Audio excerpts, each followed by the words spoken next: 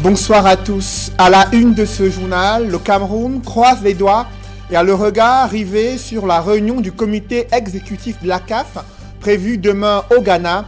L'instance fêtière du football africain doit se prononcer sur l'organisation de la CAN 2019 et les autorités administratives multiplient avec assurance la démonstration de la capacité du Cameroun à organiser cette grande messe du football africain. On en parle dans ce journal. La renaissance culturelle de l'Afrique est-elle liée à la restitution des objets d'art jusqu'ici conservés dans les musées européens? Après l'annonce de la restitution de 26 objets d'art qui étaient réclamés par le Bénin, le Sénégal exige à son tour le retour de son patrimoine culturel. Cependant, où en est le Cameroun avec la restitution de son patrimoine culturel? Que font les dirigeants pour valoriser l'identité culturelle africaine? On en parle dans ce journal.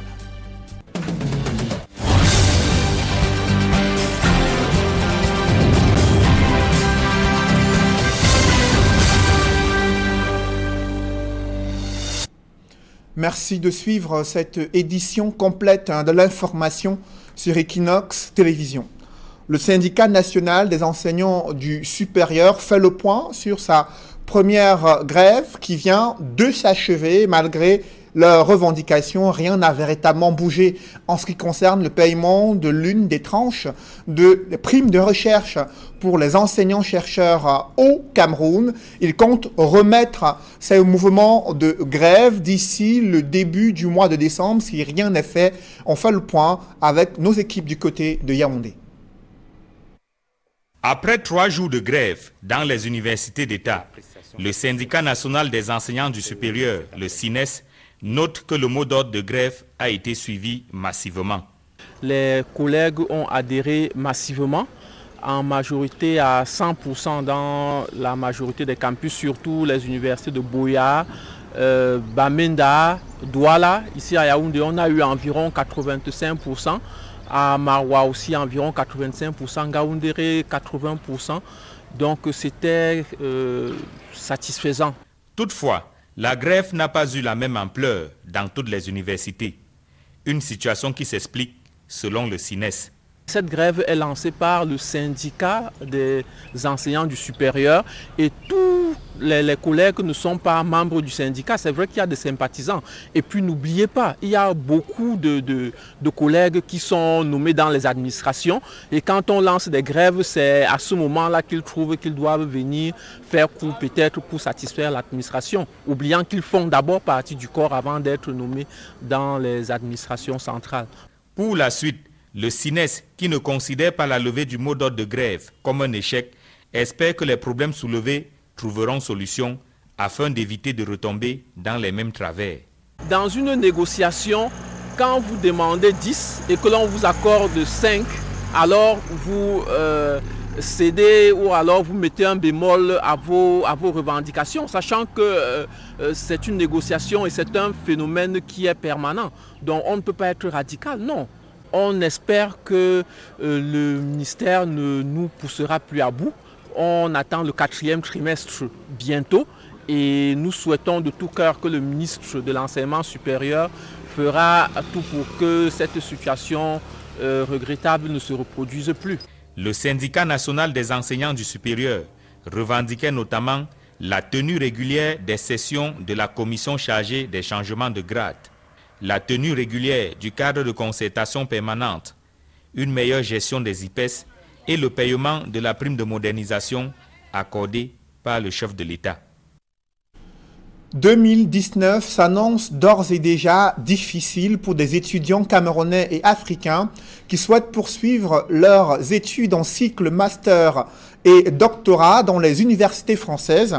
Il faut savoir que les frais universitaires vont être multipliés par 10 en France. Cette mesure des autorités administratives en France a suscité un tollé de réactions après les critiques de la communauté estudiantine africaine. Ce sont des parlementaires français qui sont montés au créneau pour dénoncer cette mesure. Des précisions avec Gladys Sidier. Les étudiants hors espace économique européen seront assujettis à partir de l'année universitaire 2019 en France à des frais d'inscription à l'université plus élevés. Ils devront ainsi s'acquitter de 2 770 € au lieu de 170 € pour une inscription en licence et de 3 770 € à la place de 243 € pour un master ou un doctorat. Pourtant, 45% des étudiants étrangers en France sont des Africains. Les élèves qui changent de cycle sont concernés. Et vu que moi, je compte faire un master, je vais être directement concernée. Tout va être remis en question. C'est vraiment un chamboulement parce que je vais passer de 110 € à près de 3 000 €. C'est tout simplement drastique. En ce qui me concerne, les étudiants africains, ça va de plus en plus nous précariser. Alors que nous étions déjà dans une situation assez compliquée en ce qui concerne les procédures administratives. L'annonce du Premier ministre français ne laisse pas de marbre les étudiants africains qui comptaient poursuivre leurs études en France. Pour plusieurs, c'est un espoir brisé. On ne peut pas comprendre cette décision. Cette décision nous a pris au dépourvu.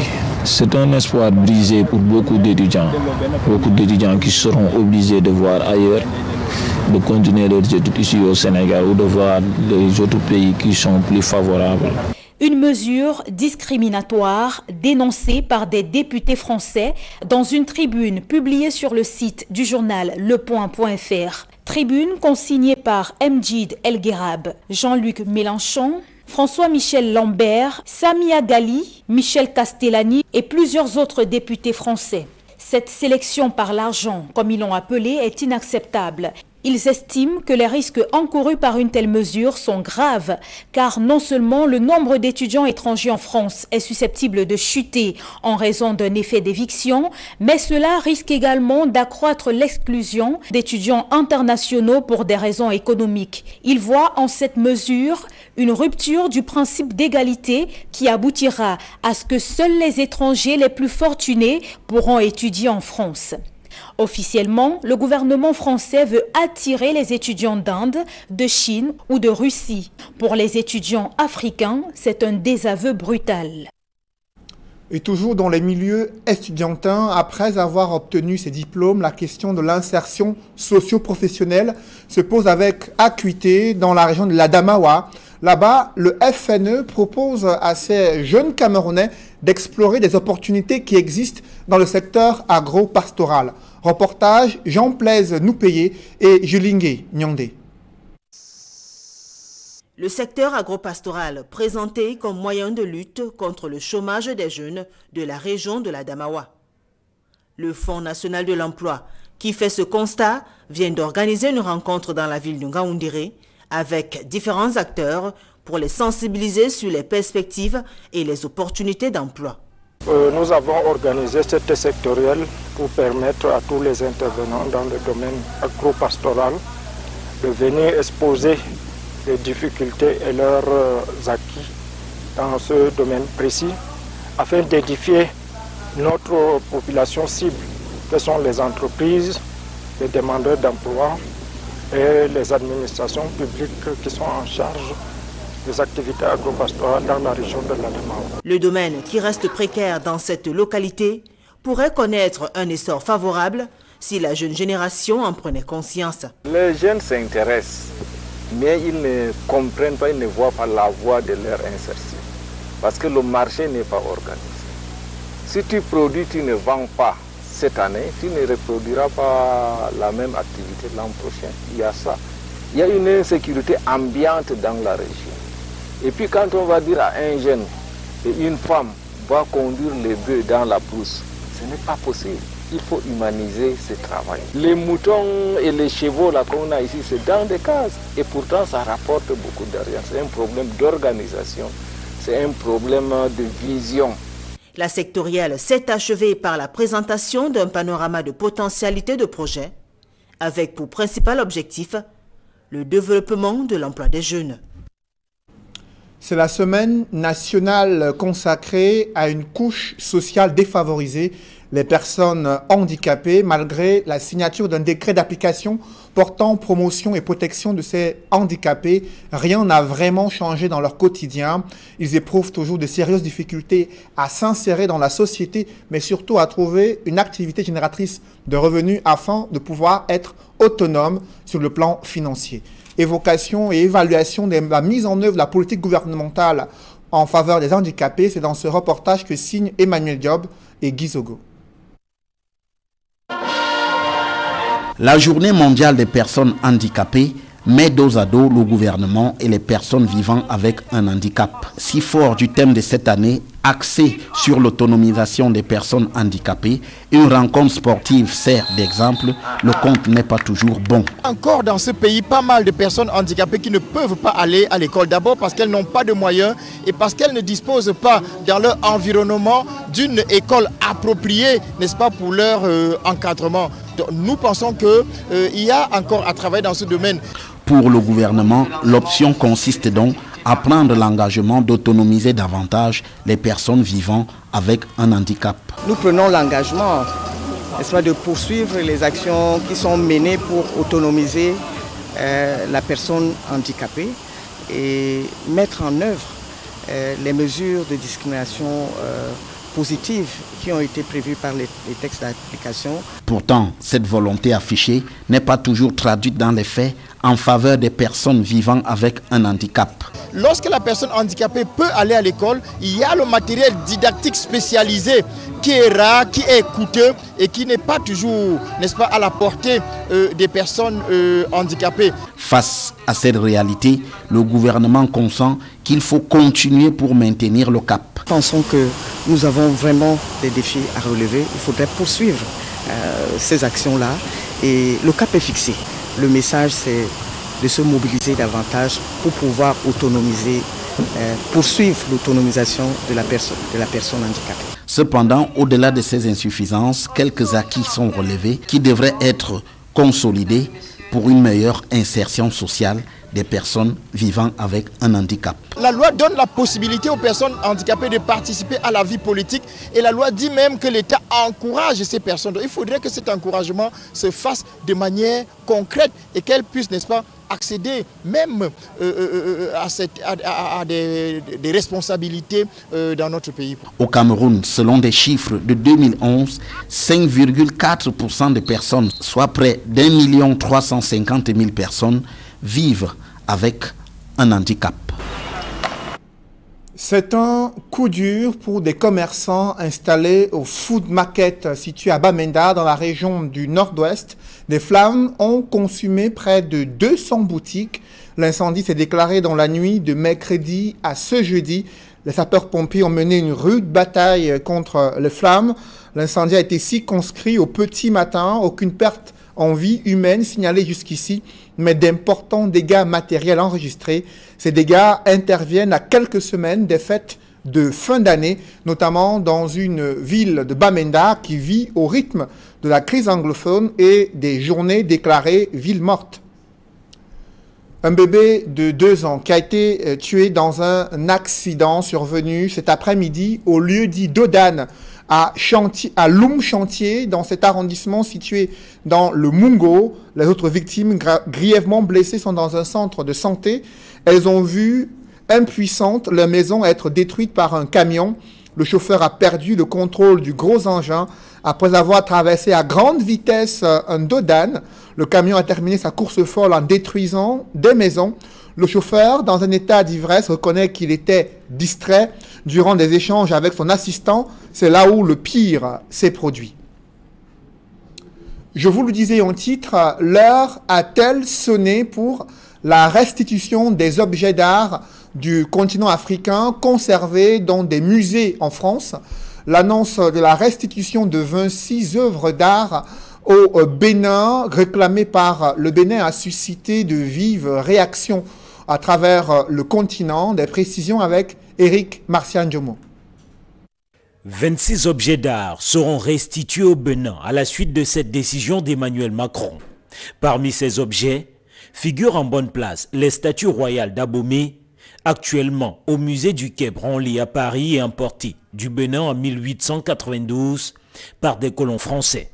Le Bénin a besoin de ces biens pour renforcer son économie nationale et pour donner de l'emploi aussi aux gestionnaires du patrimoine culturel, aux conservateurs, qui y en a plein sur le terrain.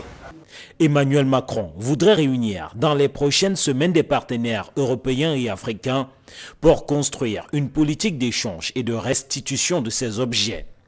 Ceci est aussi l'aboutissement du texte de référence qu'est la Convention UNESCO de 1970, qui oblige tous les États signataires à restituer le patrimoine sorti illégalement du continent africain.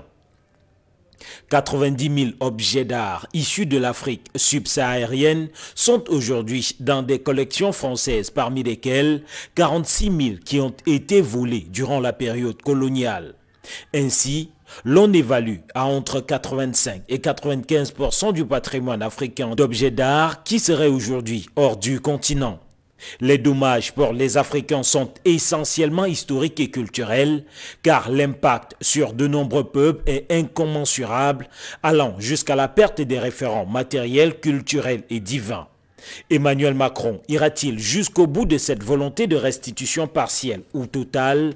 Certains indicateurs émettent des doutes au regard de la réticence des conservateurs de musées et de certains historiens qui présentent ces objets d'art volés aux Africains comme étant de simples trophées de guerre.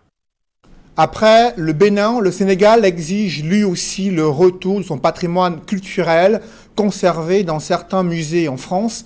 Qu'en est-il du Cameroun? Ces initiatives peuvent-elles prospérer à travers le continent africain? Des experts et universitaires émettent des doutes au regard du manque de considération des dirigeants africains pour la valorisation de l'identité culturelle africaine et la promotion du patrimoine sur le continent africain. Reportage Joël Essengue et Guy Zogo. C'est la mode un peu partout sur le continent africain. Il est question du retour des œuvres d'art emportées par les Occidentaux lors de la période coloniale.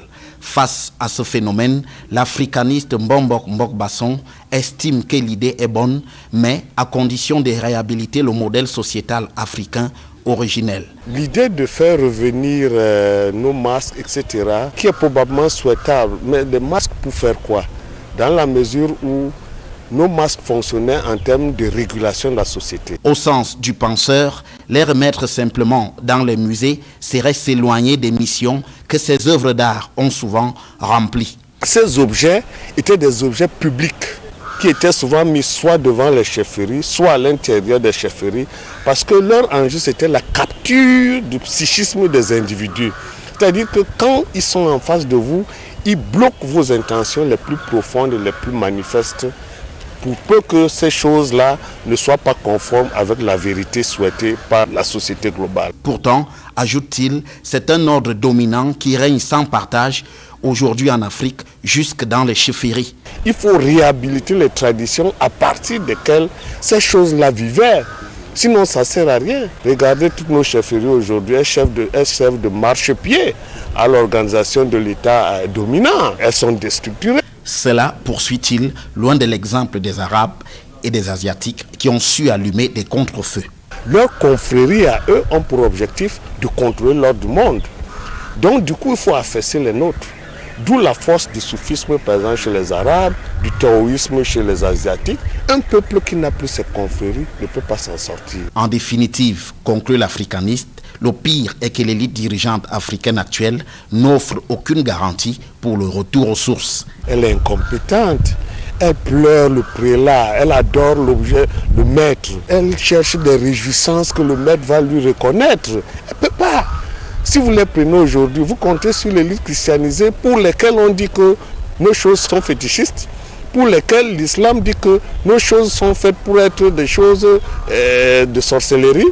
Non, il ne faut pas compter dessus. Ce sont des milliers d'œuvres d'art qui ont été emportées d'Afrique par les Occidentaux entre 1885, le début de la colonisation, et 1960, la date de l'accès à l'indépendance de la plupart des États africains. Les experts estiment que 85 à 90% du patrimoine africain se trouverait hors de ce continent. Je vous le disais en titre, Issa Hayatou qui se lance dans une ultime bataille pour démontrer sa probité morale et son sens de l'éthique après avoir été condamné à payer une lourde amende pour avoir faussé le jeu de la concurrence dans l'attribution des marchés relatifs à la commercialisation des compétitions de la CAF. Issa Hayatou clame son innocence et dénonce un acharnement contre lui. D'autres précisions avec Sylvestre Hippolyte Zangaou. Parti de la présidence de la CAF après sa défaite à l'élection du 16 mars 2017, Issa Hayatou fait face désormais à une condamnation de la Cour économique égyptienne. La condamnation, qui fait suite à une plainte introduite par l'autorité égyptienne de la concurrence, impose à Issa Hayatou de payer une lourde amende de 27,9 millions de dollars, environ 10 milliards de francs CFA. L'ancien président de la Confédération africaine de football est épinglé pour la désignation de la Garde des Sports par la CAF comme agence marketing et médias pour la commercialisation au nom de la CAF des principales compétitions de la Confédération jusqu'en 2028 pour une garantie minimale d'1 milliard de dollars. Dans une mise au point, Issa Hayatou trouve ce verdict passablement grotesque et injustifié, en ceci qu'il constitue un mépris flagrant des faits et des dispositions de la loi égyptienne et internationale sur la concurrence. Dans cette même mise au point, l'ancien président de la CAF affirme que dans le cas précis du contrat avec la Garde des Sports, il a visé escalité. Il ajoute alors que la décision de la Cour économique égyptienne de le condamner, lui et l'ancien secrétaire général El Amrani, tout en dédouanant la CAF, a été prise en violation flagrante de l'article 25 de la loi égyptienne sur la concurrence, les individus concernés et l'entité représentée étant juridiquement indissociables et solidairement responsables. La CAF et son comité exécutif confie Issa Hayatou ont renouvelé leur partenariat avec la Garde des Sports en juin 2015 à travers un mémorandum d'entente. Cet accord a été approuvé à l'unanimité des membres du comité exécutif dans le respect total des procédures contractuelles et légales. Une autre société égyptienne, cette fois dénommée Présentation, affirme Issa Hayatou, a fait une proposition à la CAF un jour avant la signature de son contrat avec la Garde des Sports. Mais cette proposition de 1,2 milliard de dollars a été unanimement rejetée par le comité exécutif de la CAF, car portant sur l'achat des droits commerciaux qui, eux, n'ont jamais été mis en vente. L'ancien président de la CAF conclut donc que cette affaire est orchestrée par un agenda politique et il fera appel de cette décision. Le Cameroun croise les doigts et a le regard rivé sur la réunion du comité exécutif de la CAF prévue demain au Ghana, là où se joue la CAN féminine. Durant ces travaux, l'instance fêtière du football africain doit se prononcer sur l'organisation de la CAN 2019, initialement prévue au Cameroun. Les autorités administratives multiplient avec assurance les démonstrations de la capacité du Cameroun à organiser cette compétition. Tous les stades en cours de finition ont été présentés comme un atout important entre Yaoundé, Garoua, Bafoussam et Douala. Des hôtels 5 étoiles également retenus pour cette compétition où doivent être logées les différentes équipes qui doivent participer à la compétition africaine, la plus grande messe du football africain sur le continent africain, attendue au Cameroun en 2019. La décision de la CAF, très attendue par le Cameroun, les autorités administratives, le comité de normalisation de la FECAFOOT, sont également au Ghana pour assister à cette réunion du comité exécutif de la CAF. Un reportage dans ce journal avec l'entreprise agroalimentaire Broly qui ne cesse de démontrer son savoir-faire en mettant sur le marché sous-régional des produits de qualité répondant aux normes internationales. Et le gouvernement a pu s'en rendre compte à travers une visite de travail effectuée par le ministre du Commerce. Il a touché du doigt la qualité des équipements mis en place dans ces différentes usines afin de pouvoir produire et mettre sur le marché des produits agroalimentaires de qualité. Reportage. Sur les rives de la Dibamba, à la sortie est de Douala, l'usine Broly, majestueusement installée sur 1 hectare, fait aujourd'hui la fierté du tissu industriel camerounais. 7500 kg de pâtes alimentaires sortent chaque heure de ces lignes de production. Un concentré de technologie et de modernité au centimètre carré. Notre usine est la plus grande en Afrique centrale en matière de capacité de production. Nous produisons aujourd'hui plusieurs marques, dont notre marque phare, la marque Broly.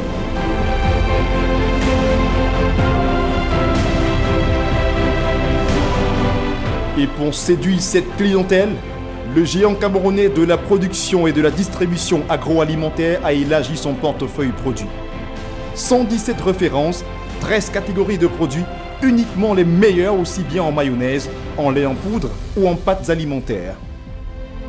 Ceci passe par une innovation permanente en termes de variété produits, conditionnement et même d'emballage.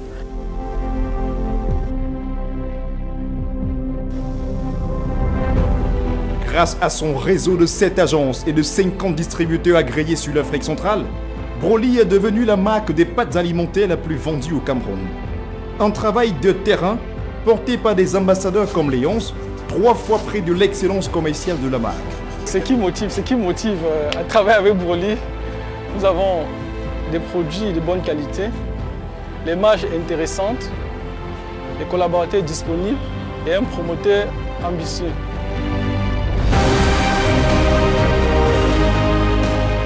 Des produits devenus des labels certains de référence sur le marché, fruit d'un respect scrupuleux des normes en la matière. Pendant le processus de fabrication, les analyses sont faites afin de s'assurer de la conformité pour garantir à nos nombreux consommateurs un produit de haute qualité. Des efforts et des actions salués à l'occasion d'une visite d'inspection réussie du ministre du Commerce le 16 octobre dernier dans cette entreprise citoyenne qui emploie 600 personnes. Il n'y a rien à envier à ce qui se fait ailleurs, sous d'autres cieux. La qualité des équipements, les mesures de sécurité, d'hygiène qui sont prises et par conséquent, forcément la qualité du produit.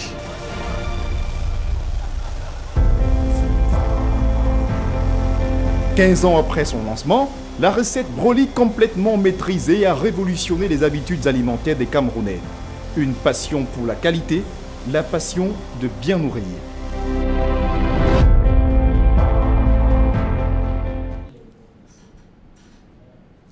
Mesdames, messieurs, c'est la fin de ce journal. Merci de l'avoir suivi. Juste après cette édition de 20h, retrouvez Serge Alain Autou et ses invités pour le débrief du journal sur le plateau d'Equinox Soir. Serge Alain. Qu'en total 2019, le Cameroun tout entier retient son souffle demain 30 novembre 2018. Le comité exécutif de la CAF doit se prononcer sur l'organisation de cette CAN prévue au Cameroun et les autorités administratives qui n'ont cessé de multiplier les démonstrations de la capacité du pays à organiser cette compétition à travers la présentation à la fois des hôtels, mais aussi des chantiers, des infrastructures sportives en cours de finition, les infrastructures également aéroportuaires qui permettront le déplacement des équipes et des supporters, également un accent particulier mis sur la sécurité à la fois dans les aéroports mais aussi dans les grandes villes où doivent se tenir cette compétition et ces rencontres entre les différentes équipes africaines de football attendues au Cameroun. Voilà, madame, monsieur, c'est donc l'essentiel du débrief. Rendez-vous lundi, 20h, c'est Dignoufélé. Rendez-vous lundi, 20h, Serge Alain. Voilà, madame, monsieur, dans un instant, le débrief, toujours en compagnie de nos 4 invités.